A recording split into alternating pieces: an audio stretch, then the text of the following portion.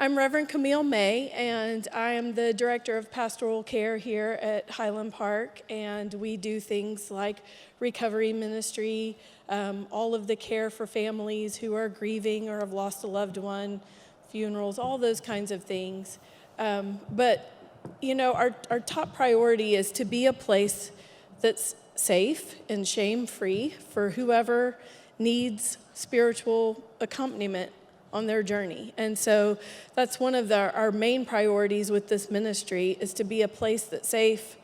You can be who you are. We believe that God loves you just as you are in this very moment, and that you are worthy and worthwhile, and we are grateful to be here with you. We can't fix your problems, but we can be with you in the midst of them. So that's what we're all about. We have educational events, we have these conversations.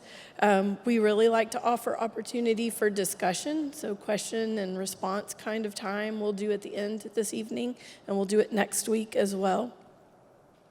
We offer a few groups here that meet on our campus. So we have parents of addicted loved ones, we have AA groups, and so we have those, but we also have really good referrals for other groups in the community. Some people may not want to come to church to do that, or the time frame may not work for you, and we will work with you to help you find resources you might need. And so you're welcome to reach out to me. You'll see on our screen in a moment each of the panelists' names and their cell phone numbers. There they are.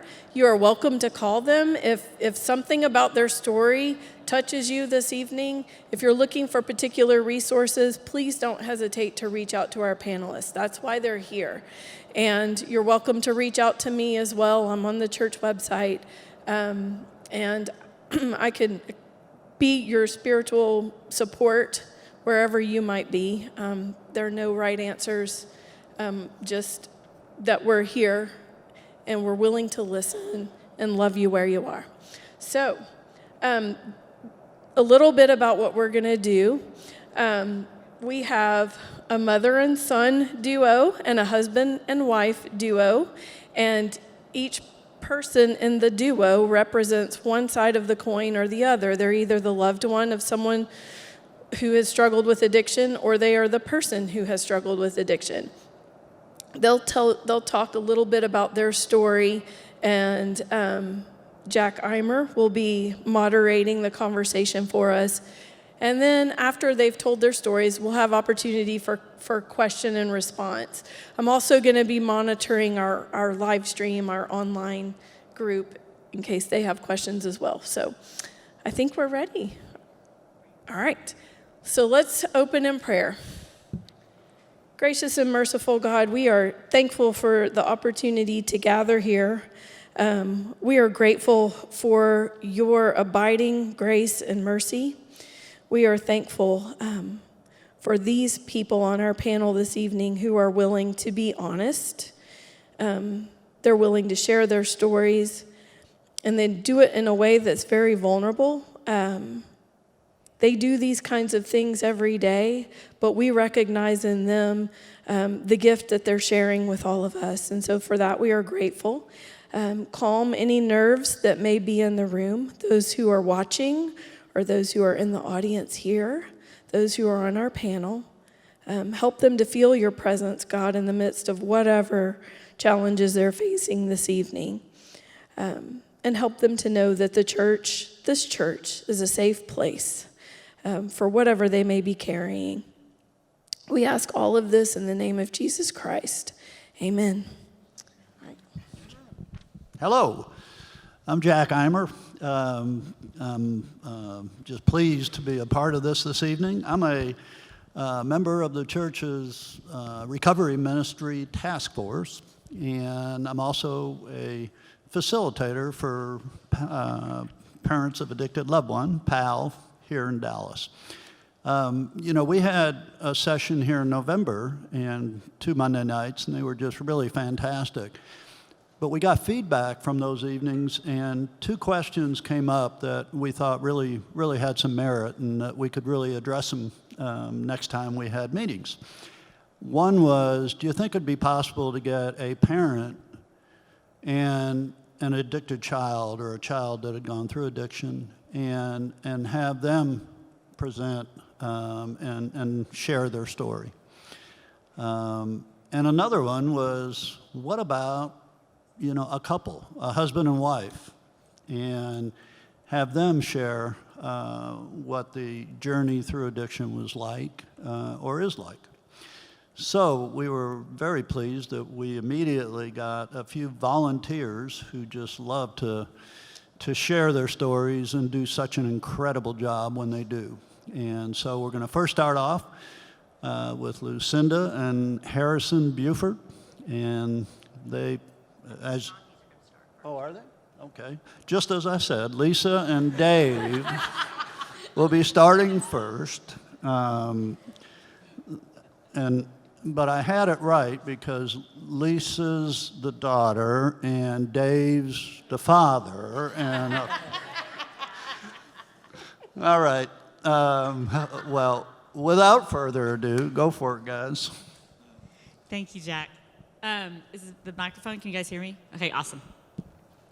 Okay, so my name is Lisa Cronky, and I am a recovered alcoholic. My sobriety date is June 2nd of 2007. And so what I'm here to do tonight is to talk to you guys a little bit about my journey, kind of where my life, what it looked like, and then what happened to me, and then what's like now. I think it's really important to focus on the solution as much as the problem. So many times I've been to groups and meetings and places where people just really focus on the problem and really don't focus on the solution. And so my main goal here is to give someone hope, whether it is a family member or whether it is an alcoholic or an addict, because that's really the whole thing. Why we're here in this task force is about discipleship. I know that it feels like sometimes that the goal is to get sober, and that is not my goal. That my getting sober is a result of a spiritual awakening. It just happens that I don't have a drink today, but my goal is not to not drink. My goal is to build a relationship with my higher power and help another woman to do the same thing. That's God personified for me. And I think really that is one of the reasons I love being on this task force at Highland Park, is because the focus is not on not drinking. The focus is on building a relationship with a higher power. So what does that look like for me? When I first started this journey, 4 beautiful boys, they were raised here in Highland Park, and from the outside, I looked like I had everything. Had a great career as an advertising woman. I met my husband at the Richards Group and met the love of my life, and promptly set out and had 4 kids right in a row. So my entire 30s, or most of my 30s until my late 30s, I was pregnant. And I noticed around the 3rd and the 4th pregnancy that I started drinking. Like, I caught on that my drinking had increased and had changed a little bit since my 20s. Now I want to back up a little bit. I always thought that an alcoholic drank alcoholically all the time. And that's what alcoholism looked like. Like, I would be able to spot an alcoholic because I knew what they looked like. And so it looks different in some people. Some people drink alcoholically from day one. My sponsor did. Some people did not. My 20s were awesome. College was awesome. I loved it. It was fun. So I thought, there's no way I'm an alcoholic. In my mid-30s to late 30s, I started noticing some differences in the way I drank. So when all of that started happening, my sons were, they were 7 to 13 when I got sober. So my youngest, when I really started, and the problems, he was 18 months old. I remember that vividly because something happened. And it was a horrible, horrible thing that happened in what I did. So that really started me focusing on not drinking, like focusing on controlling it. And it is such a sad thing for an alcoholic to be able to try to control it and not being able to talk about it. I knew it, first of all, that I had an issue, but I didn't know how to stop. Now, I didn't want to stop. I just wanted to control it. So because alcoholism is a progressive disease, it gets worse, it gets closer together. The times I could hold together not drinking got less and less. Now, I only have 10 minutes here, and there's a lot more to the story, but I'm going to get to the end of this drunkalog thing. It got bad. And the more I tried to quit, the more I drank. I started going to, I tried IOPs. I tried going to church more. We joined the church at this time. I even tried to join a health club, this Excel thing. The biggest thing that I did, though, was I tried pharmaceuticals. And what that looked like for me is I tried all of these drugs that were going to help the cravings, that were going to help. And I really thought that just taking a pill would fix it, because I really thought that alcohol was my problem. And when I wasn't drinking, I was worse, you guys. I was worse. There was a vacation that we went on. I particularly remember that we went on, and I was in such a horrible mood. It was Dave and I by ourselves. He literally looked at me on the vacation and said, "Can I please buy you a drink? It will make my vacation a lot better because you are horrible on this vacation." Remember that? Yeah. So that was my first kind of foray into alcohol was not my problem. Because if alcohol were my problem, me just stopping drinking, life would be good, right? So as time progressed, things got a lot worse. A lot worse. And I started going to AA. I did my worst drinking in AA. I thought AA was weird. I thought it was a cult. I thought, I'm a science girl. I don't like all this stuff. There's a whole God thing. And it felt like people were just in this group, in this room, that we were just going to walk around on pins and needles trying to figure out how not to drink or how to be happy and not drink and be miserable together. I didn't like it at all. And so I tried that. I just tried all kinds of things. So long story short, I get to this place in my life where it is the most lonely place that you can ever imagine. Physically walking and being alive but feeling dead inside. My kids were begging me to stop drinking. My oldest was so mad at me.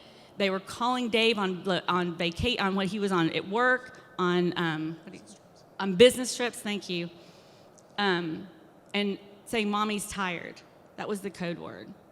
And it got really bad. And I actually waited till he went on business trips and really just hung it out to dry when he was gone. Things started getting worse. One night, I decided, I'd been sober for 3 days. I tried really hard, just white knuckling it. It was so hard, but I thought, I told them I wasn't an alcoholic because I haven't had a drink in 3 days. I told them. And I grabbed a bottle of vodka, I went into a closet, and I drank the whole thing. Now remember, my life looked great on the outside. PTA, chairing things, mad for plaid chair. I was highly functioning. I did not look like what I thought an alcoholic looked like, so surely I couldn't be one. By the time I got to the hospital, my kids found me, my best friend found me, my blood alcohol level was 0.38. I almost died. When I woke up, my family surrounded me and they said, "You're going away." And I knew I was. You guys, I wanted to stop. I just didn't know how. I thought I was a horrible person, a horrible mom. Nothing had worked like it works for all these other people. And I was desperate.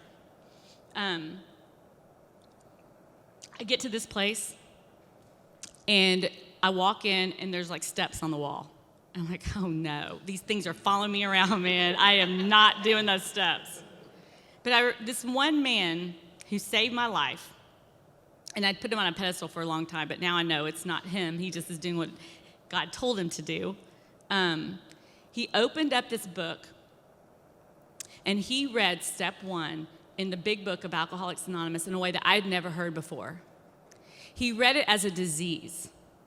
That it wasn't my behavior. It wasn't that I was a bad person. He literally read, it took 5 minutes. He read that I had a disease, that I had a body that absolutely could not drink normally once I started. But worse than that, I had a mind that convinced me I did not drink abnormally.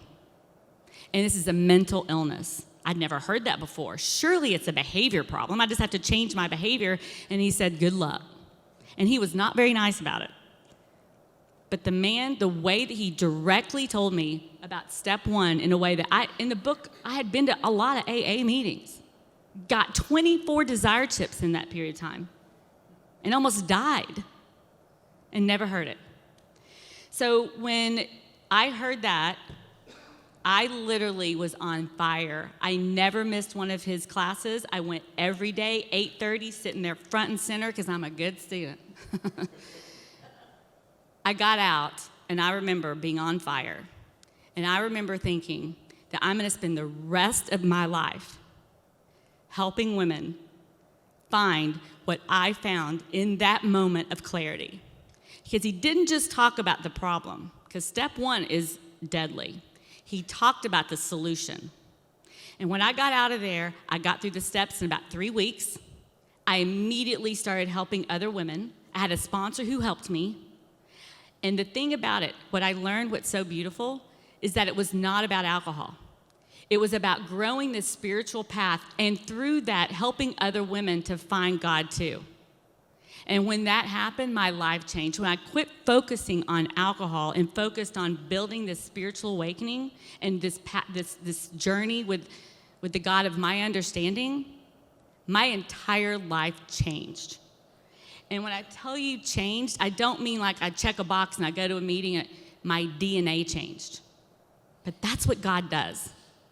I lost faith in the fact that I could be changed, but God never did. It saved me, you guys. And when I go out and I talk to women about their alcohol problem, I try to get them to quit focusing on alcohol and let's focus on this spiritual journey. And the big $10,000 questions say, okay, Lisa, I got that. You got well. How did you get well? Well, that's exactly what this book is about. If you go through the book, just like I did, there is promises in this, it's spirituality for dummies, that you will recover too. It's not about me being sober. Sober has nothing to do with that. It's a byproduct of the spiritual awakening, of this recovery that I found. Being an alcoholic is the best part of my life, and I love my children. Because without this, I wouldn't have my children. And they understand that. I love being an alcoholic, and that's what my job is to give other women hope today that if I can recover, they can recover too. That's my story.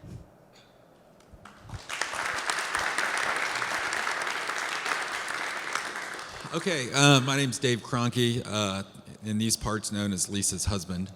And I'll kind of share my part of the story, I guess. You know, from the husband side, I'll be very blunt with everybody. At the very beginning, Lisa didn't drink kind of completely normally. I mean, even on our first date, she got pretty drunk. And, you know, at the time in your 20s, and, you know, it just seems like that's the way it is, and that happens. But over the years, we got married, had kids, like she talked about, and you know, every once in a while, have a little too much to drink, but it was kind of like we all did. And what was interesting though is for her, it just seemed to accelerate at some point. It just, instead of once every 6 months or 3 months, and it was every month, and then almost every weekend that we would go out, she just wouldn't stop. And, as the spouse, it turned from, oh, hey, we're having a real good, fun time out in the town to, like, this isn't fun at all. Like, it got really bad, and carrying her out of auctions and events and, having buddies come up and say, Dave, Lisa's, at the bar again. And it just really started to kind of grind on me and her. But underneath it all, the crazy part is, I didn't want her to be an alcoholic at the beginning. I just didn't. It just sounded like, well, those people, and that's like, I had this stereotype of what an alcoholic looked like, which was so wrong and so bad. So as Lisa said, it progressed, it got really bad. I was in complete denial. She had convinced me that it was some medication she was on. I'd go back and take the garbage out, and there was 28 vodka bottles. I'm like, what? And so boys were too young at that point to blame. And so, it was crazy. And I look back, and, a lot of it you kind of forget and put out of your mind, but it was a really crazy time. And it got to the point, though, where, I'd come home from work, and she was kind of out of it. And she tried all these other things, and it just didn't work. It didn't work. And, it was pretty close to just saying, look, you're going to have to leave. You're going to have to look at an apartment or do something. But, on the third, fourth, or fifth time that I knew she had driven drunk with the kids, it finally, like, even to me, was like, this has got to stop. As she described, we found her at this friend's place and took her to the hospital, and I'm like, look, you're either going to go to an apartment, you can't go home, or you're going to go to rehab. And, the good news is it was time, it was her time, and when she got there, as she described it, she really heard her truth from a guy at rehab. But frankly, from my perspective, it was as much just getting her to a safe place for 30 days to give me and my family a break, because we were worn out. So she got back, and the kind of irony of it all is she was better, but so better that all she did was AA. And I'm like, here I'm at home, here's this, I've been living with this drunk for like 3 years, with 4 kids under the age of 10, and I'm like, okay, honey, you're back, you're fixed, now be a mom, and that wasn't her priority. I mean, I've come to learn it couldn't be, but at the time, the resentment just had continued to build from our part in our relationship.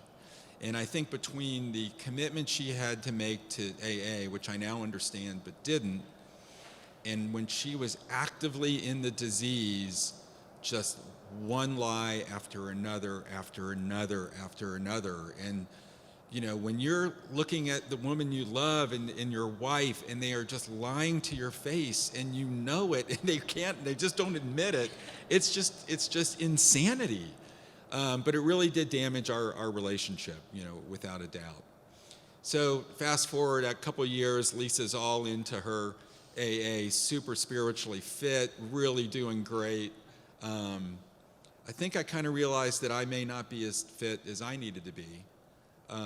But before that, my ego kind of took control, and I was like, well, you and your high horse and Miss Spiritual Connection now, good for you. And there was just so much kind of damage that had been done that we actually got divorced, which is just crazy to think about. But at the time, I think my part was, I'm fine. You're the one who had the problem. Now you still have a problem, even though you're healthy. My ego, I think, was really just speaking in that regard. So we got divorced. Within a couple of months, I was at my bottom. I was miserable, and I think and a lot of times, they talk about the alcoholic having to hit rock bottom to get well. I think I had my own version of that. I remember trying to go to church and try to get connected and all that, and it really wasn't working. And I finally just had a moment where I just felt so low and so empty. I think it just finally was a way for God to find his way in. That I had to make way for him to come in, even though for me it was a very empty feeling, which I just never really had in my life. I just very confident, and it was just a very interesting time. But what it did is it really started my own transformation. And I used Lisa's journey to kind of model my own and kind of my own way of my own spiritual journey, and kind of started to model that a little bit. And, little by little, we shared the kids, we, traded time with them, so we definitely still had a very good relationship.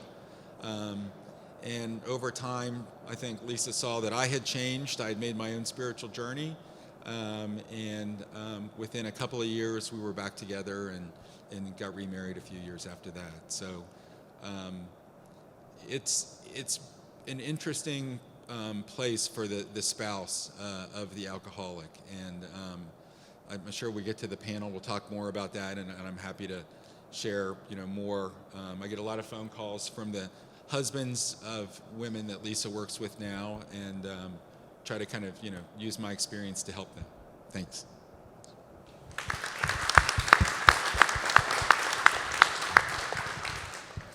Hey y'all, my name is Harrison Buford. I'm a grateful recovered alcoholic. What's so cool about this disease, and it was the worst thing in my life when I first was introduced to the fact that I was an alcoholic, because I was too young and I had too much going on in my life, going for me. The coolest part about this disease is I can have this disease, and someone with a completely different upbringing and a completely different zip code and a completely different skin, all types of people, and they have the same disease and I have the same disease. I'm not special, they're not special, we all can get affected by this deal. And that's just such a cool testament. Weirdly, you flip the script. It's kind of like the gospel, you flip the script on what you think is up is actually down. But when I started to drink from a very, very young age, about 14, I drank differently. I had drank before my first beer. My friends had gotten a couple of beers together and said, hey, try this. And I was like, in my head, I know that's not strong enough, but I'm going to go ahead and pretend like I've never had a beer before. And I was a closet drinker, man, when I first started. I kind of started and ended as a closet drinker, and we'll get to that. But I drank that beer for the first time, not with my buddies, but alone. And then eventually also with my buddies, I would drink that beer, it would hit, and I would have this peace and this ease. And I was like, I understand why other people aren't so anxious around people. I understand why other people are sociable and laughing and having a good time, and they feel connected and they're inspired. I have to feel like this at all times for the rest of my life. That's the exact thought that went through my brain. It's just how my brain is wired.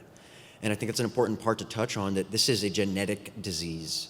It's twofold, like Lisa said. It's got the body portion and it's got the mind portion, where my mind's crazy. Like Lisa said again, it tells me that I can do it, and my body is insane as well. It's got an allergic reaction. I mean, if you have shellfish, you don't eat shellfish. You have an allergy to shellfish. And it was explained to me one time by a guy that I carried the message with, who ended up picking me up one time on a relapse, was the way that I eat pizza, right? There's a cheese pizza. Cheese stuffed crust is my go-to, Pizza Hut. I love it, okay? My craving for it when I first order it is pretty high, okay? And my intake of it is 0. I have a piece, it's good. I have a second piece, it's pretty good. I want it less, and I want it less, and I want it less. As my intake of it goes up, my craving goes down. It's like an X. It's like an X. With alcohol, it's flipped. The more that I have, the more that I want. I can have a beer, and I want 2, and if I have 3, I want 4. It's an insatiable craving. And unfortunately for myself, and I think a lot of family members kind of don't understand this, because in other regards, you're fine. You're a good student, you're a good person, you go to church. I've gotten baptized and drunk more times than I'd care to admit, in the same day, in multiple cities, in 2 different states. Not kidding. The cool part about this thing, thanks, Mom. Sorry. Like Lisa said, this is not a matter of willpower. This is not a matter of I'm a bad person. This is not a matter of that I had trauma growing up. I'll tell you right now, I didn't. I had a wonderful childhood. I had a fantastic upbringing. I had great friends, and I still drank alcoholically because I'm an alcoholic. It's in my DNA. And ironically, I have a twin sister, and she's not an alcoholic. The DNA didn't happen that way. Now, with that said, I still made decisions, and I made choices, especially once I knew there was a solution to go into the direction of this horrible, horrible disease and the bottom that it can bring. And I'm not talking about the DUIs because I think it's important, and then I'll go into a little bit of what happened, and then I'll go into what it's like now. But it's important to realize that this is not a disease that is a metric with DWIs, and the amount of times you've been to jail, and the amount of times you blacked out and gotten home and you didn't know how. Those are all aspects of crazy drinking, of insane amount of alcohol in your system. My mom, Kate, my girlfriend, anyone can drink the same amount of alcohol that I would drink, and they would do some crazy stuff. The thing about alcoholism is when I tried to stop, I'm in DC, I'm in an internship, I've been cut off completely from my family. I have no money, I'm stealing food from Whole Foods, and I'm working on the floor of Congress. I mean, it's just the stupidest thing in the world. Call your parents, say you're done, and go home. But I'm stealing bread, literally, I'm eating bread from Whole Foods, and I decide, you know what, I've heard this AA thing. I was told there's a woman named Lisa. I know her son. She's an alcoholic. And in my head, she's a crazy drunk. Like, she's still active, she's still drunk, and I don't know what's going to help, but I guess I'll call her, right? And I wasn't ready at that point. I got on the phone. My phone had been cut off. I'm skipping parts of going to college and completely leaving college because my parents come down to the end of sophomore year and they find out that I had a 0.016 GPA. It's hard to do that. It's 0 or 100, man. So I go through all of these consequences in my life that are pretty bad on the surface, but I'll tell you what, I really didn't care about that. What I cared about is when I was at home in my room with the lights off and the sound off, the TV off, the white noise gone, I couldn't stand who I was inside. I couldn't stand how I showed up in the world. I couldn't stand myself in my own skin. And so when I got into sober living after going to treatment, and then I drank again, because the knowledge that I had taken from that treatment center wasn't enough. I had to truly be done and understand that my first step of this book doesn't mean that I can never drink again. I gotta stop. My mom's gonna take my phone away. I gotta stop. I am gonna lose everything. I can't stop, and I will drink for the rest of my life. That is when I finally had a realization that when I drink insanely, and I can't stay stopped on my own power. I am absolutely screwed.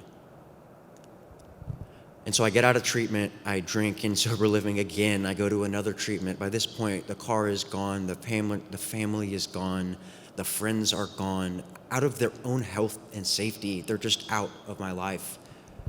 And I'm sitting there in my room after getting sober and coming to Dallas, and I'm at this place called Gaston House, and I'm with these guys, and they seem kind of happy, right? And there's this dude, and he went to Highland Park like I did, and I was like, hey man, like, are you sober? And he's like, yeah, I am.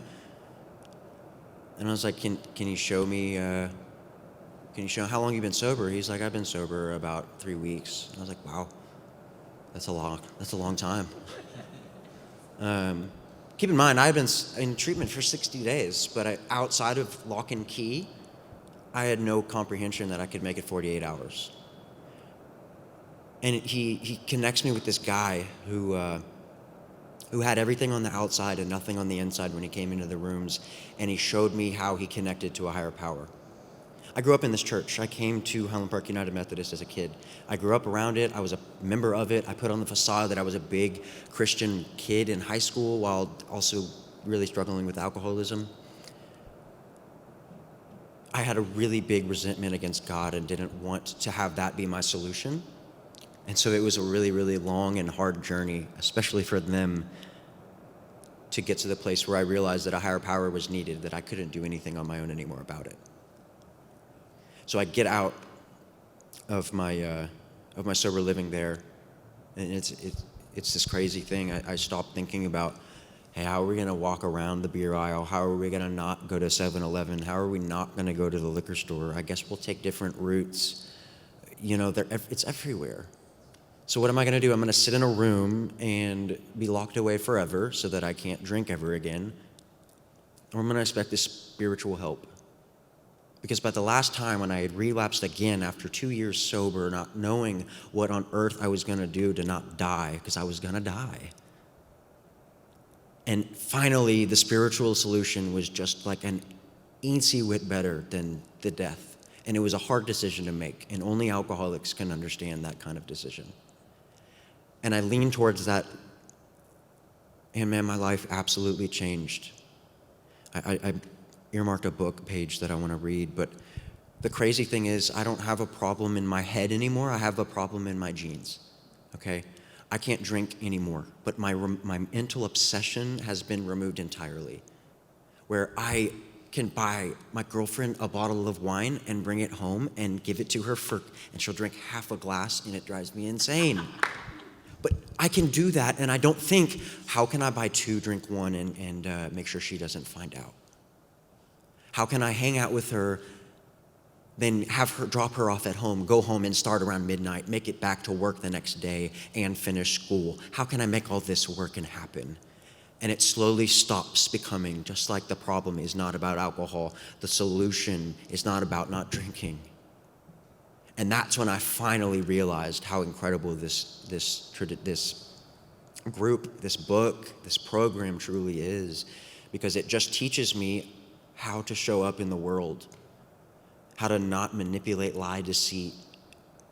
And that's a kind of an honest and normal thing that's kind of a normal thing for people to do. But for people like me who grow up around trying to hide the spiritual malady of disconnection, I had to break it all down and spit it at me like I was 2 years old.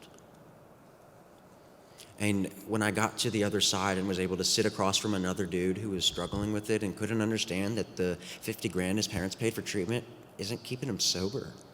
And the $1,500, $2,500, I think we spent, I didn't, $4,500 a month at some place, which is fine. It's important to have a place to get well, but I didn't stay sober. There's no telling how much money my family threw at this disease, and it didn't matter. And the coolest part about this deal is when I finally got it, you know where I was? I was in a homeless shelter that I had just gotten kicked out of. I was living at the Dallas 24-Hour Club. I was on the board of the Dallas 24-Hour Club.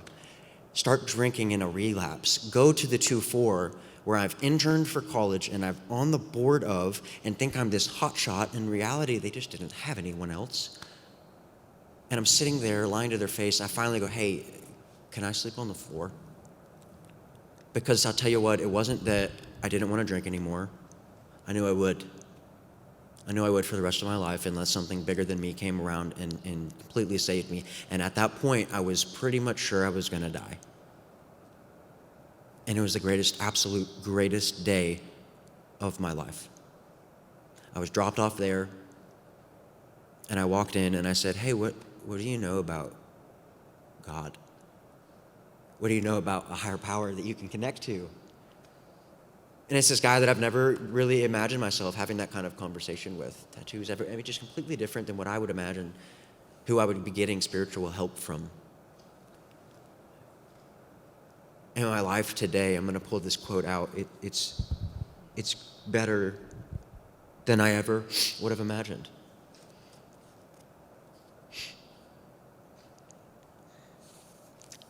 It says, yes, I'm willing, but I am to be consigned to a life where I shall be stupid, boring, and glum, like some righteous people I see. That's what I thought. I know I must get along without liquor, but how can I? Have you a sufficient substitute? Yes, there is a substitute, and it is vastly more than that. It is a fellowship in Alcoholics Anonymous. There you will find release from care, boredom, and worry. Your imagination will be fired. Life will mean something at last. The most satisfactory years of your existence lie ahead. Thus we find the fellowship, and so will you. How is that to come about, you ask? Where can I find these people? You're going to meet these new friends in your own community. Near you, alcoholics are dying helplessly like people in a sinking ship. If you live in a large place, there are hundreds. This was written in 1935, so there's a lot more. High and low, rich and poor, these are future fellows of Alcoholics Anonymous. Among them, you will make lifelong friends. You will be bound to them with a new and wonderful ties, for you will escape disaster together, and you will commence shoulder to shoulder your common journey. Then, this is my favorite part, then you will know what it means to give yourself to that others may survive and rediscover life. You will learn the full meaning of love thy neighbor as thyself. That's all I got. You don't win on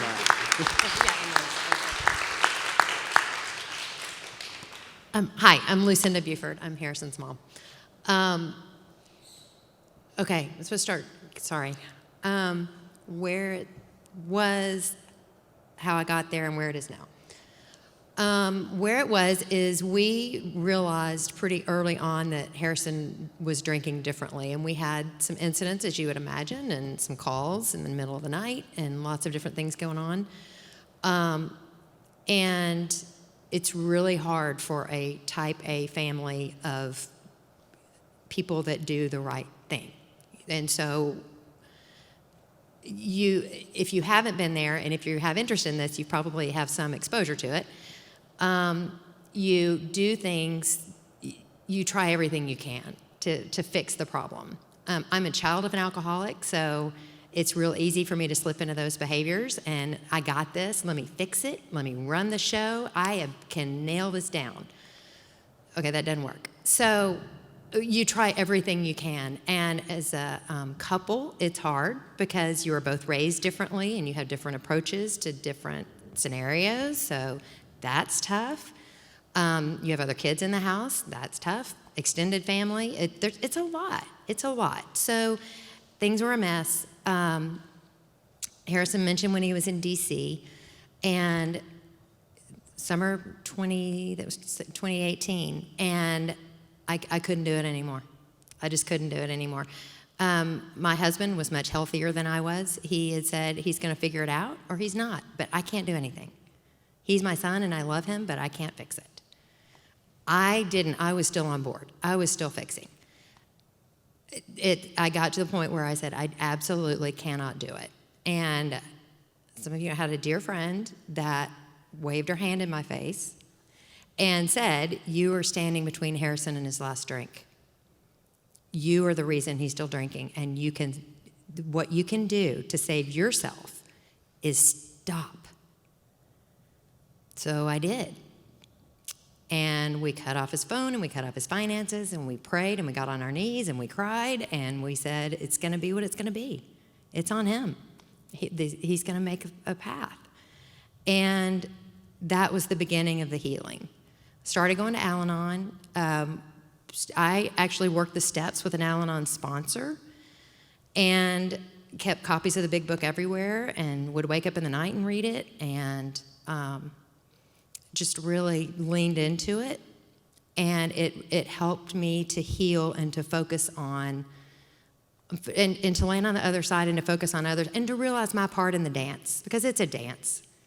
He yells, I yell back. He texts, I text back. Just, because I'm as feisty as he is. So we could go all day. And just drop the baton and say, I'm out. I quit. I love you, but I'm flipping the script. And it was life-changing for all of us. And no, he didn't get well right away. And is he well today? Yes. Is he going to be sober every day for the rest of that I'm alive? Lord, I pray that's the case. I don't know. That's up to you. And I'm going to love him where he is. And that's where you have to get to. And at the beginning, I just really held on to the first 3 steps. I would roll over in the night, sleeping with my big book at times, and say, I can't. You can, Lord, and I'll let you. Just over and over and over, and that saved my life. So now, through all of this, it's been a strong thing for our family in so many ways, because it's brought vulnerability, it's brought honesty, it's dropped the veil of perfection. It's just, you can't have that anymore, which has been really a beautiful thing in a lot of ways. And I'm grateful for that. And it's given me a purpose to be there for other parents that are in this situation, and I have the blessing of getting calls from people that are in this scenario, and I'm happy to take those calls, and I'm happy to be there. And you need to go to a meeting, let's go to a meeting, because I had friends pick me up, and I'd call and say, oh my gosh, this is happening, I've got to go fix it. And she said, no, we're going to Al-Anon, I'm on my way. And we went. So to have those people speak truth in your life, that's something that I'm able to be now because I've heard it, and because people were willing to do that for me. So that's really it.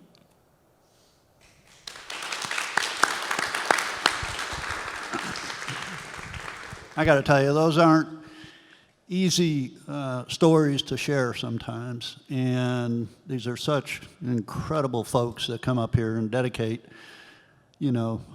to all of us the experiences that they've had. Another round of applause, please.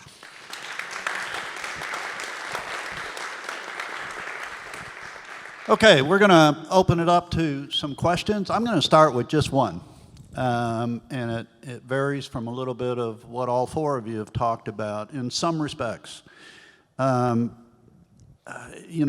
is just such a huge, horrible family disease. How did it affect other members of your families?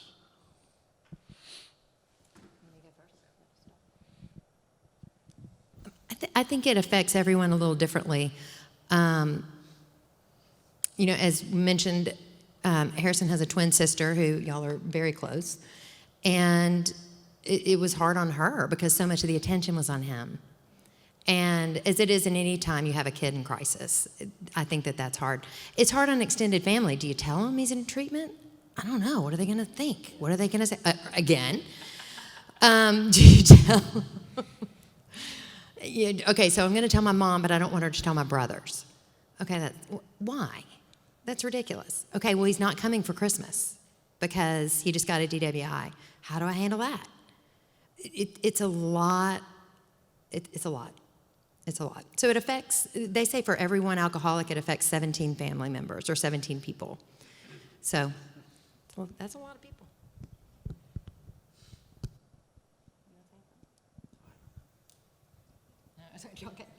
I'll go. I'm a family member. Cool. Let's see. I'll start with our kids. So as Lisa said, I think our youngest was probably 5. What year was it? When he was 6 when I got sober. Yeah. So then our oldest was 12 or 13. So clearly the older they were, the more they understood. They definitely knew something was wrong with mommy. Lisa said there was code of mommy's tired, which was the code that she was just out of it again.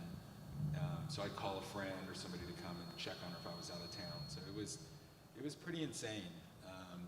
And so it's hard to say how much it affected them. I think the positive side of it is as Lisa became sober, they also recovered in a way. They saw her spiritual awakening. They saw her purpose. They saw her living out loud in the community where typically it's hidden and it's shame and all that stuff.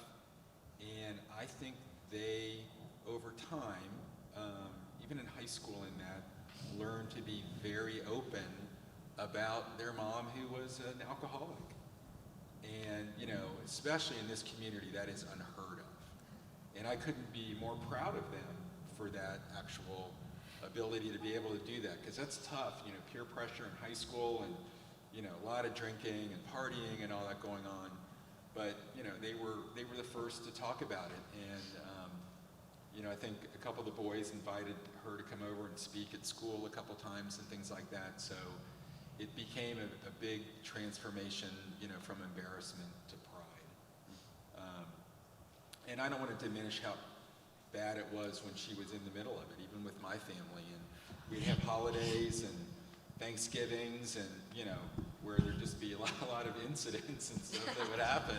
And it's just embarrassing, but it's, I think you're a guy that was such in denial. It's like you'd say, well, yeah, Lisa has a drinking problem, and I think she's an alcoholic. And my family would be like, no. They do. They No one's know. surprised. They know. It's so crazy to think that they don't know. Everybody knows. Everybody in the community would know. All the 300 people at the auction that saw me carry her out, they know. It's. I was the chair. Yeah, who are you trying to hide it from? And so it's truly insanity in the moment.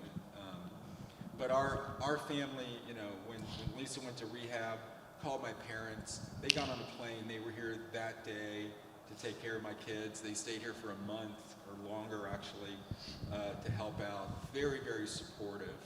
And even the rest of our family. So it's really turned into a positive over time. It's taken a while. So.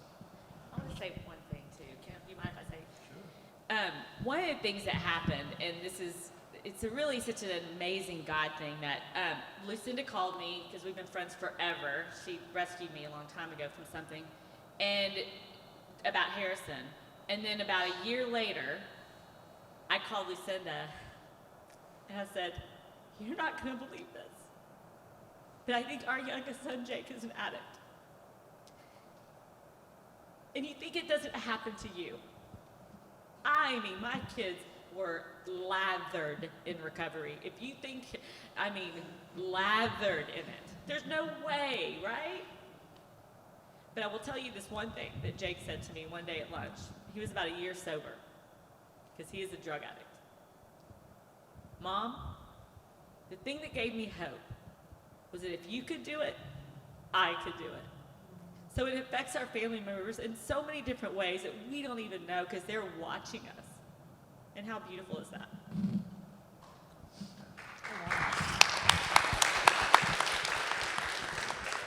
Okay, how about some questions?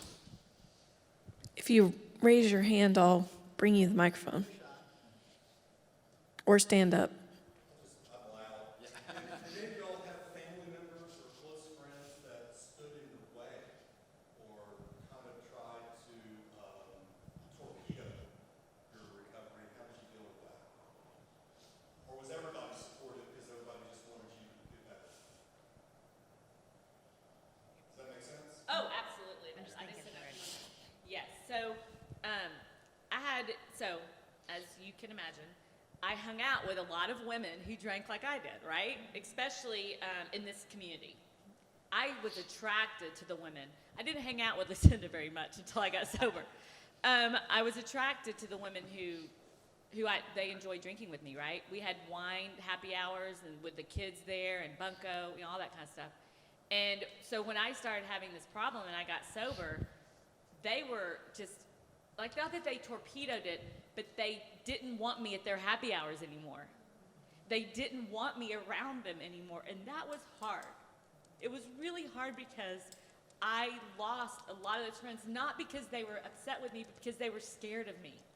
They didn't want to face it and think, do I have a problem?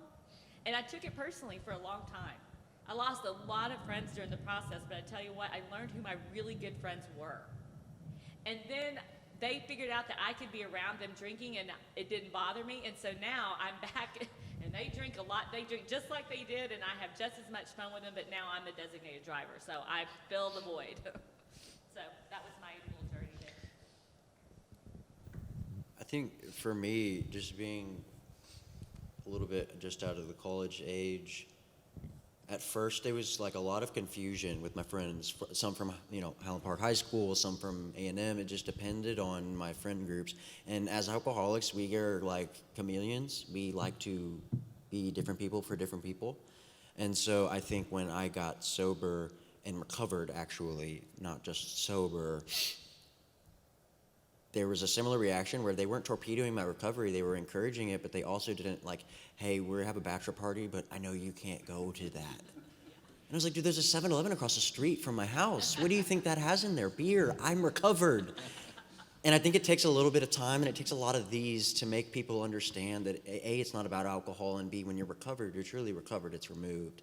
And I think the most powerful testament that I've experienced is being in someone's wedding and being sober, because so many of the weddings that I were in previously, I wasn't. And like Lisa said, I think a lot of people just don't understand. And when you sit down and say, "This is what I did, this is how I was, I'm being transparent," there's very rare amount of people that would torpedo that in a purposeful way, I think.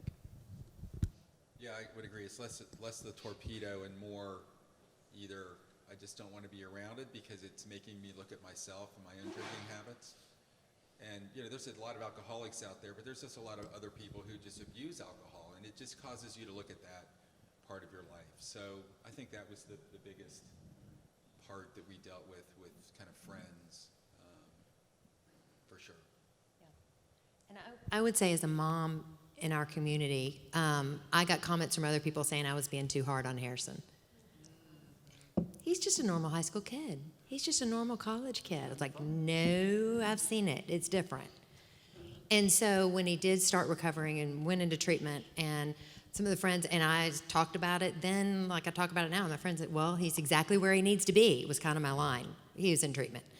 And then when I finally say, this is what's going on, a lot of acquaintances kind of backed away. It wasn't hateful, it wasn't mean, but a lot of people back away. That's too much. So, and it's a lot. But I think the coolest part on the family front is a lot of people too have opened up and felt like once the veil is dropped, shoot, man, okay, cool. Like this is what's going on with me, and I've got this. Totally agree. It's a richer life. It's richer relationships. It's honest relationships.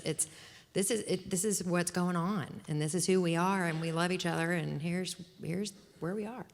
So it's a richer life for dropping it. You know, it's funny you say that about, you know, your friends going, oh, now I understand.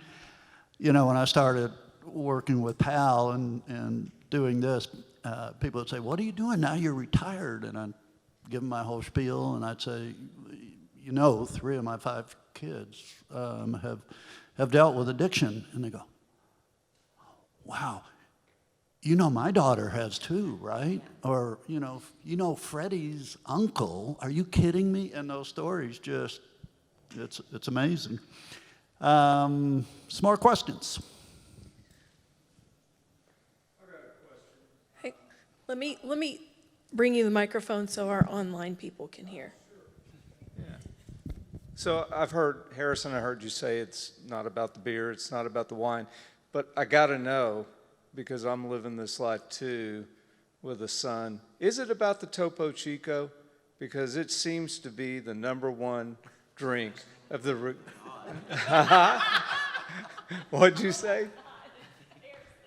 We won't repeat what he said. Okay, yeah, but in all seriousness, I think what I want to know from you guys, and I don't mind, you know, speaking the truth, if you will. It's unfortunate, but my son's 19 months sober, but he has no interest in AA.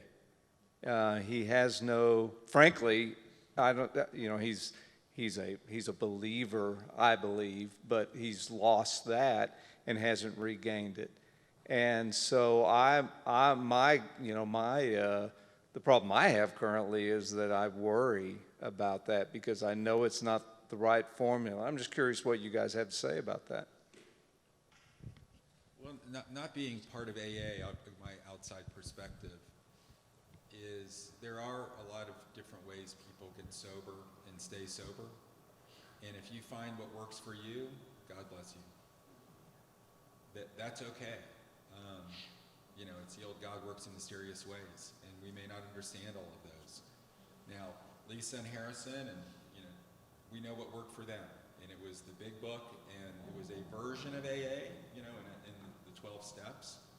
But if you can find other means and ways, and you can stay sober, and you can be truly happy and fulfilled. You know, I know some other, you know, recovered alcoholics, but they're miserable. They live a very miserable life because they're white-knuckling every day to try to stay sober. And as Harrison and Lisa both mentioned, that obsession is gone. They don't think about it. They truly live a free life. And if you can find a means and a way to do that, then knock yourself out. Got a question for Lucinda. When did you know that Harrison had honestly and truly committed to become sober?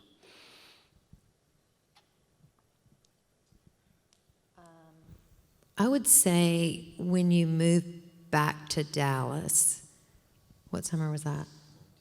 It's like summer 2019. It was after he had finished his second round in treatment. He was in, and from there he came to Dallas and lived in sober living here in Gaston House. A few months into that, he was different. His eyes were different. I had seen him sober, but this was different. This was alive. This was my little boy back again. It hadn't been perfect every day, but it's there. It's absolutely there. I'd say that's when I knew. And how'd you feel about it? Me? Great. Relieved. Oh, good. That's behind us. Okay, well. Check. Now, this is what I want you to do. No.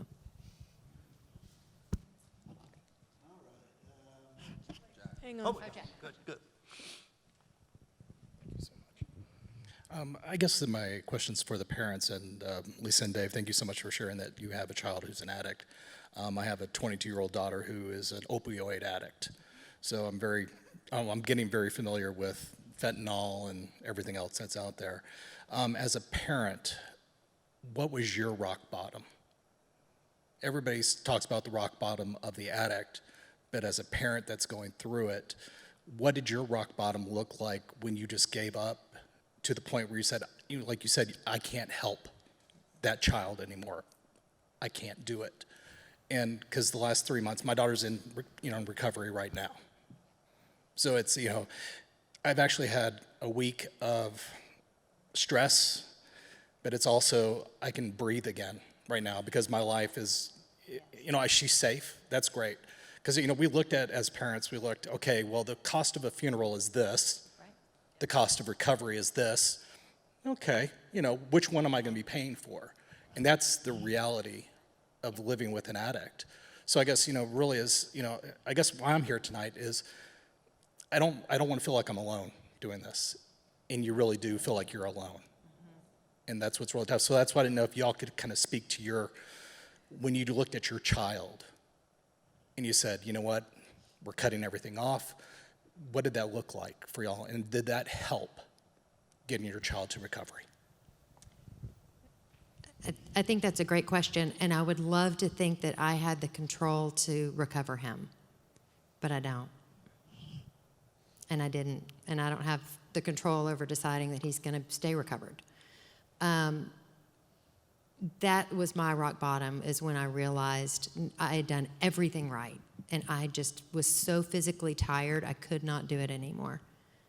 And I had friends that spoke truth to me, that said, you can't do this anymore. And going to Al-Anon and being in a room full of people that thought like I did, that understood, and that are shipwrecked together is the term from the big book. And just, to be in a room full of people that had that same experience and were living through it and could find joy in the day and could look at a daffodil and say, look at the color of that yellow, and see it and enjoy it and relish it, whether their kid was sober or not.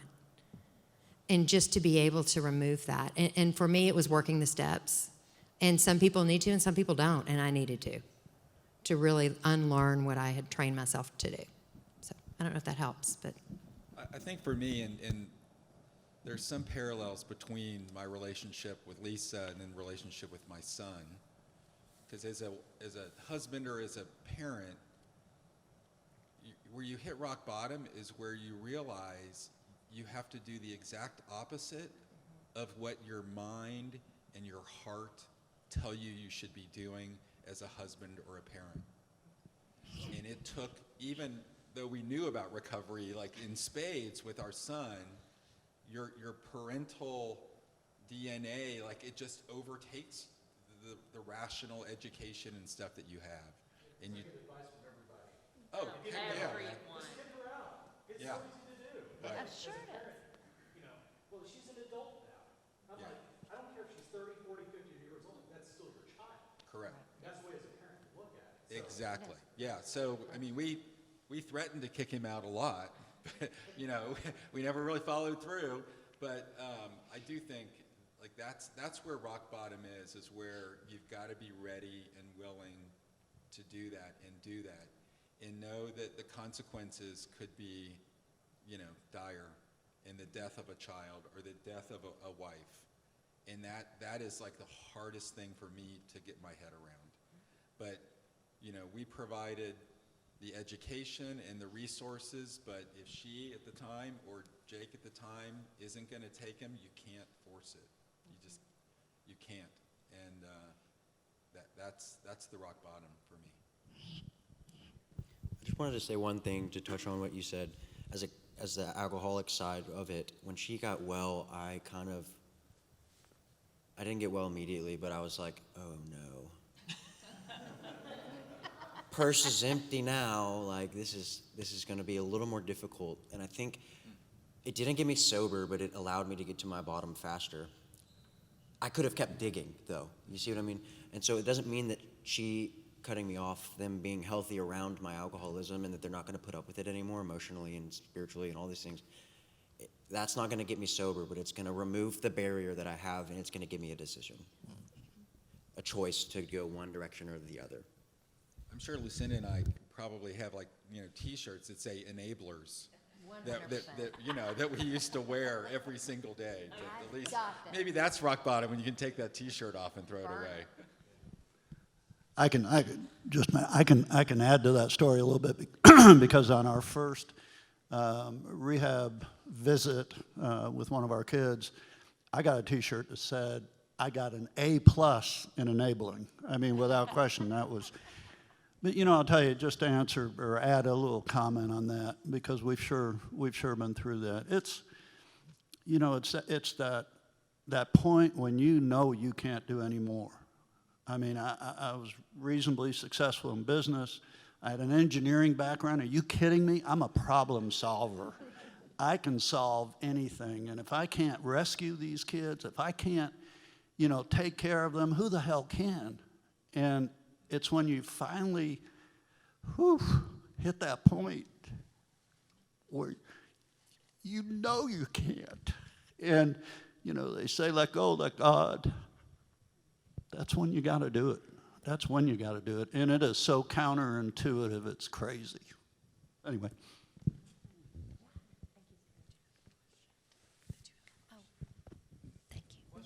I was just going to say, about the enabler with the capital E, and hitting rock bottom. And I know when that happened for me, but I also know that I revert back to enabler with an E from time to time. What helped me was not what I was expecting. When I got a call from somebody I barely knew that said, "Could I talk to you? I've got something going on, and someone told me I should talk to you." And of course I'm saying, how do they know they should talk to me? What do they know? I mean, about our personal family business. But I was like, okay. And I met with this gal, and we've been meeting since. It has helped me more than it has even helped her. So that was totally a God thing. Yeah, you're basically doing the step 12 of the 12 steps. You may not even know it, but that's what you're doing, and that's even us being up here tonight, Lucinda and I. This will help us as much or more than it helps you. And I just the fact that you're here says a lot. But the more we all can live out loud about this and talk about it and share these stories that you typically don't. That's how, as a community, we're going to get better, and as a congregation. Yeah, 1-8. Okay, so I get this is like my sweet spot here. I love this more than anything because I thought I had to keep it a secret, but it thrives in the darkness. It's 1 in 8 people, you guys, not 1 in 8 that suffer family. 1 in 8 people who are alcoholic or have drug addict issues. It is pervasive. It is everywhere. It's more extensive than domestic violence. It's more extensive than breast cancer. It is amazing, and it's a disease. And the more we talk about it, I can't tell you how many times I will go to a party or go somewhere and they'll go, "Do you have a second?" And it makes my night because I was so afraid to talk about it before, and it almost killed me. And more than that, can you imagine my children living without their mother because I was afraid to talk about a mental illness? And how sad is that? That's why this beautiful program that we have, especially at Highland Park Methodist, has introduced this as discipleship. It is discipleship 101 that we talk about and help each other. Isn't that what community is all about? And I was so ashamed because my mind told me to be ashamed. And I believed it. How cool is that? Yeah, Dave, I just wanted to ask you, you had said that you at one point separated and eventually got divorced. My husband, I think I have said that to him several times. You know, he retired about 7 years ago. He didn't have anything to retire to. So he just sits around the house all day and, you know, going to 7-Eleven, I can look at our bank account, and sometimes we'll go there 2 or 3 times a day. And I've told him, I said, I think we need to separate for 3 months, 6 months or whatever. And I think you know, it's the old calling wolf, you know, cried wolf too many times.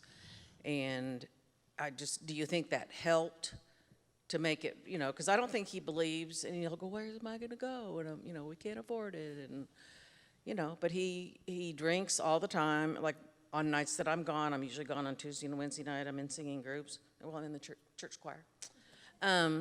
And I never know what I'm going to come home to, because sometimes, you know, I wonder whether I'm going to come home and he's going to be, had drank too much, fallen on the ground, and, you know, I'm just wondering if I really should insist on a separation. You know, I'm 71 years old. I really don't want to get divorced. Yeah, well, first of all, you know, separating isn't the guarantee that it's going to fix his drinking. But, you know, what I would tell you is it's your call. Like, what about you? Don't worry about him. Like, are you ready to put up with it? Are you okay with it? If you're okay with coming home and that's how he is and that's how you're going to define your relationship, then, you know, no one to judge. That's really on you. And only you can really decide what's right, how much you're going to put up with, and that what boundaries are you going to set for your relationship to be successful. And if those boundaries are crossed, then you need to be willing and able to make the step to separate, or whatever that looks like. Yeah. Maybe there's stage 1 and 2 and 3. Well, he's also one that's been to rehab for $50,000. Yeah, you know? Yeah. You know, he it's drinks lots of Topo Chico. Yeah, but ultimately it's not about him. You know, it's about how you're going to define your life and your happiness, and how you want to define the relationship with your husband. I hate it. It's hard. It's very hard. And so for us, you know, the path that now, you know, looking back, for us to say we remarried, I mean, it's like a fairy tale. It's wonderful, but that's not common. It's not common. Typically, guys like me, full of ego and all that, I'm like, later, I'm going to go make my money and be successful and go get remarried and whatever, and, you know, I'm good. But thank God that's not the path that I took, and it ended up making me a much better man, and then made me a much better, you know, potential husband, and then, a husband again for Lisa, yeah, and our kids,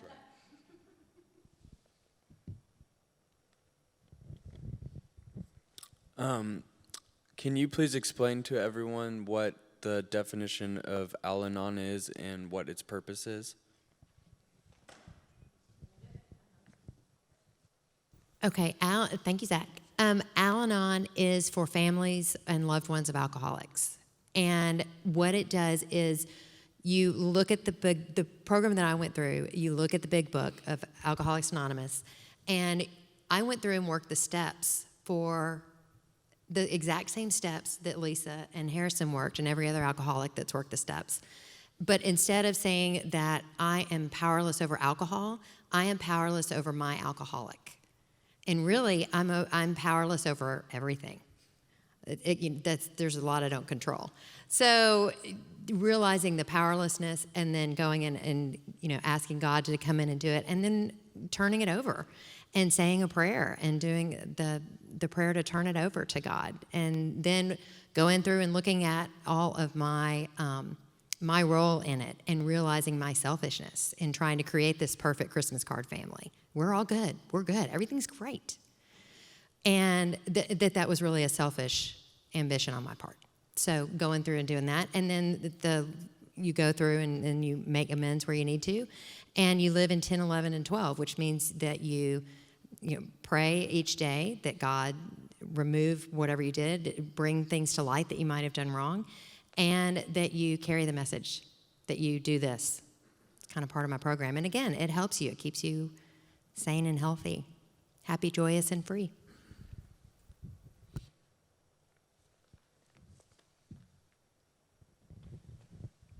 Hi, my name's, excuse me, I'm Ryan. I'm an alcoholic and addict.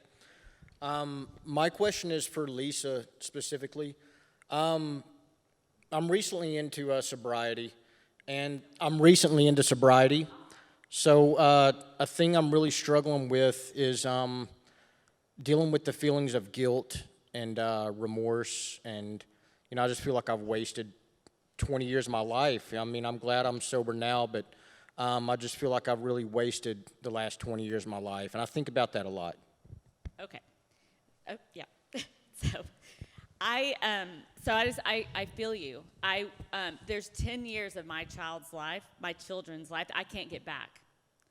And so I want to address that in two different ways. The first way is I had to separate my disease of alcoholism from my behavior. Had to make that very clear in my head. I knew I was an alcoholic. Once I heard this first step, I'm like, oh my God, what? The shame still stayed there.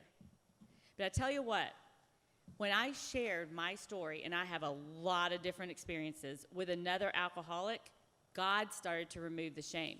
When I asked God to remove the shame, and I lived with the shame, it never went away. But the moment I shared the shame with another alcoholic to help her to see that I am no better than her, I am the same as her, I have the same experiences, and she would look at me and say, oh God, you drank worse than I did. How did you get well? Those are the magic words. God started to remove the shame. And then the second part of that is that my children started to see that I was using those experiences to help other women, and they started to see that it had a purpose. Not that it would change it or make it better. I can't get those years back.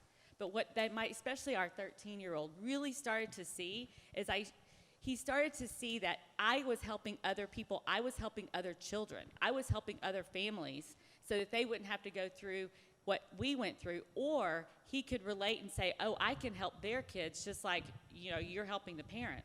So it really became a family problem, and it became a family solution. So the one thing I will tell you is that I don't know if the shame ever really goes away, but when I start using it to help other people, it really becomes purposeful. Like it becomes an asset instead of a liability. So I would encourage you, and I remember someone saying this early on in my sobriety, if you're not happy in your recovery, then you need to look at what you're doing in recovery and how many people are you really helping, because that made all the difference in the world to me. And when that started happening, I started having faith. I started believing that this really worked, that this life was really not about a veil of tears, that alcoholism could be the best thing that ever happened to me because I was helping other people. It wasn't even about me. So that is what turned my life around. That's what removed the shame. And I'm telling you what, my kids watched me do that. And it started to make sense to them. I'll build just from my, the husband perspective or whatever, but those things that Lisa felt the most guilty about have become her biggest assets to help others, to the point where we can joke about it. And if you would have asked me, 10 years ago or soon after, would we ever joke about whatever she did? I would have said, you're nuts. There's no way. But because of that transformation of all those things that you felt so guilty about doing for so long have now become her biggest strength and asset to help others, it's just undeniable.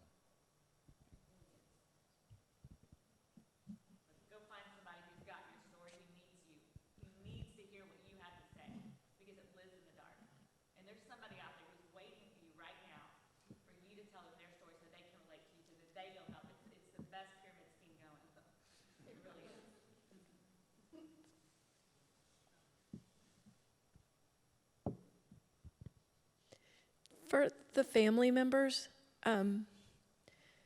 when you finally found your boundary, like you found the end of your rope and you knew I'm cutting off phones and bank accounts and all the different things, were there people in your life who pushed back against that? I know you all had people speaking into you, encouraging you to find your boundaries, but were there people saying, well, that's just mean, and how could you do that, to your child or to your spouse? Any comments on that? If they had known I was doing it, yes, there would have been. I didn't tell them. I knew where to get my answers. I knew who I'd been talking to before when it didn't work, and I was spinning in circles. Mm-hmm. And so I just became very deliberate about what I said and to whom and how I talked about it.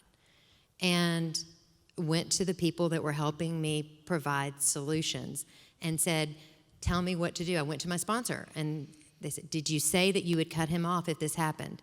Yes. Silence. Oh, now I have to do it. Anything else? Okay, have a great day. What the heck? So I did it. I just went blindly. That's part of this program. You realize that you are living in an insane life. And to begin living a sane life, you have to be a toddler and just say, tell me exactly what to do. Okay, I'll do that. And my understanding is the same in Al-Anon and in AA or DA or anything. You just do exactly, you do the next thing. So that would be my answer.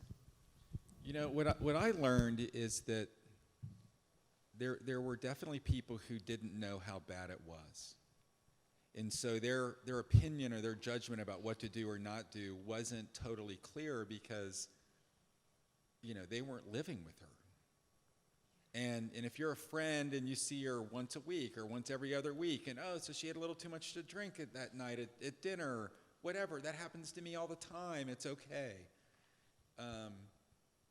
You know, as I look back, that's the hard part because I finally kept a journal where I'd put the date and I would, you know, and I was using it, you know, for like I wanted to use it for the divorce proceeding, I think, really. So, which is really not right. But anyway, but at the time it was like, no, you need to see that this is like every night almost. And so I think even her best friend who, you know, was kind of helped, you know, when she finally went to the hospital that night, she got more and more involved. And so when I would go out of town and travel and Lisa was tired, I'd call her because she lived a couple blocks away. And pretty soon it's like, Dave, this is like code red. Like we're, and so it was really good to finally have someone who really understood the depths of her addiction at the time. I just want to say, too, just one thing. I don't know if this has much, well, if I could get sober for my children, don't you think that would have been the first thing I would have got sober for? There's no human aid here. And I had to learn that the hard way. And for me, my bottom wasn't like a circumstance or a DWI. I'm a jail girl, okay? If jail would have fixed me, I would have been fixed long before. I just wish they didn't serve Bubba. Yeah, I went to one jail and they served Bubba's, but whatever. But I will tell you this. The bottom is complete deflation of the ego. I'm out of ideas. There's no more third door here. I can't lie to anybody else. It's complete deflation. Like I am so humbled. I just put my sword down. I put my hands in the canoe. I've got no more ideas. No advice from anybody is working. I just have to give up. And so there's no circumstance that really that pushes that, because people are always asking, so what specifically happens when they give up? Like, what does that look like? I don't know. It looks different. But I do know when I can see it in a person. When they're staring at the ground and they just say exactly what Lucinda said, I'm out of ideas and I need help. That's the most beautiful thing that you can hear from somebody, whether it's a parent, whether it is a loved one, just a father, or whether it's the alcoholic or addict themselves. They're just out of ideas, and I don't want to die. Tell me what to do. No plan. I'm just done. And that's when you get them. They're teachable. It's really awesome.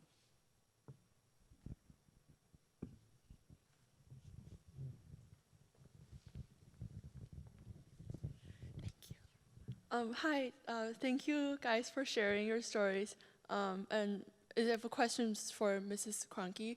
Because when you said that 1 in 7 or 8 people are in struggle with this, yes. And I think the reality is even more dire because of how just secretive it is, and even just so many of us try to use finite things to fill this infinite God-sized hole in our hearts, and even it's not alcohol, it's something different. And so I was wondering, in your career helping other women in their addiction, in through their addiction by bringing them to Jesus. Have you had any failure stories? Like, have you had any experience of like maybe, oh, that wasn't the right thing to say at a particular moment, or you know? Yes, absolutely. Yes, absolutely. I say the wrong things frequently. A couple of people that I work with are here, and so they could attest to that. But I tell you what, we are going to make mistakes, you guys, and I've got to be okay with that, because I can just pray and get on my knees and then just start again tomorrow and just start fresh. But we are going to make mistakes. And I tell you what, I am not inspired by perfect people. I am inspired by people who make mistakes, who pull up their bootstraps and they take the courage, walk through the fear, even through the mistakes. And they just wake up and they try again. And they never give up. Because we are going to make mistakes. It's really about progress and not perfection. And I always thought it was about perfection. I had to know black and white. What does it look like? I want to know. Blah, blah. But isn't it just like wear a loose cloak and non-judgment? And even through mistakes, we're all going to make mistakes, I think. We certainly made them with our children. But that's okay, because that's inspiring to me. I'll tell a real quick story that just signifies it was a turning point for me, for sure, where I really understood the power of Lisa's sobriety and program and her discipleship, I guess. And we were at lunch, and this waitress came up and took our order, just like always, and stopped and kind of was staring at Lisa. And I'm like, this is kind of odd or whatever. And finally, she brought her food, and she said, "Are you Lisa Kroenke?" And Lisa's like, "Yeah." And she goes, "You saved my life." And you're like, wow. And Lisa's first response was, "It wasn't me, it was God." And I'm just sitting there just in shock, you know, I mean, you know, yeah.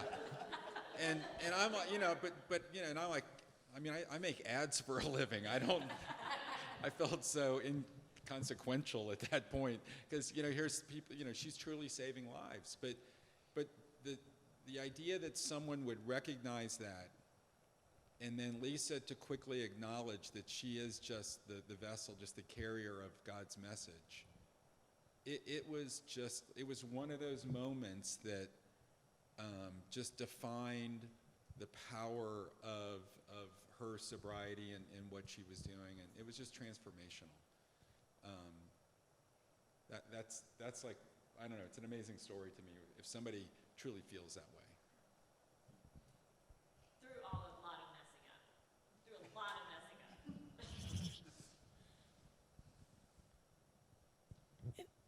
Are you ready? Sure. It's time. Okay, we're going to end in prayer. Before I do, I'll just thank everybody for coming, especially during this stormy evening. I hope this has been very helpful. I know this is a challenging time for anyone and everyone in dealing with their loved one and in dealing with addiction. Dear Father, you know the journey we're all on, and we just thank you so much for your help. Father, we heard stories of, and I'll call them success, stories of individuals as well as families that have made it through this journey and who have come out so blessed and so ready to share your word and how you were the solution, not the many, many things that we can read about. Father, for all the rest of us in the room here who have children going through these tough times, or that we're going through them, we ask you to be there for us, Father. Let us know the right steps to take. And Father, most importantly, help us commit to put our total life in your hands, that we put our total faith and our total trust in your hands. And we thank in Jesus' name. Amen. I want to give you one quick reminder. We're going to be back here next week, same room, same time, 7 p.m., and we'll be hearing from Ben Parkey and Jack Eimer will be our panelist talking about the model of alcoholism. So please come back. It'll be a completely different kind of evening, and you might have questions from tonight, and you may have questions for them next week. But we just invite you to come. Bring anybody who might be interested in coming. All are welcome. And let us know. Contact our people. Or you can email me at recovery@hpumc.org if you want to email or call me. I'm on the website, and we're all here for you. So it takes community to get through this, and we're all connected in a particular way this evening. And if you count out 17 people beyond us, that's a lot of people. So you all matter. Thank you for being here.